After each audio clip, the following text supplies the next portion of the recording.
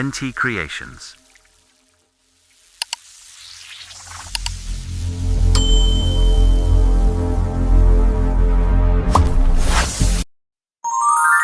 Never judge a book by its cover. කියන කියමනේ ගැඹුරු අර්ථය සිංහලෙන් මෙහෙම කියන්න පුළුවන්. පිටත පෙනුමෙන් හෝ පිටපතෙන් මිනිසෙක් හෝ දෙයක් විනිශ්චය කරන්න එපා. මෙහි ගැඹුරු අදහස මිනිසුන් හෝ දේවල් අපිට මුලින් පෙනෙන විදියෙන්ම සම්පූර්ණයෙන් තේරුම් ගන්න බෑ.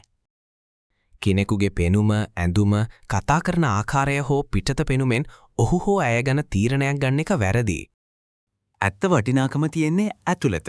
චරිතය, හදවත, හැසිරීම, දැනුම වගේ දේවල් තුල.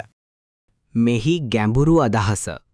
උදාහරණයක් සරල ඇඳුම් ඇඳලා ඉන්න කෙනෙක් ඊටමත් දක්ෂයෙක් හෝ හොඳ හදවතක් තියෙන කෙනෙක් වෙන්න පුළුවන්.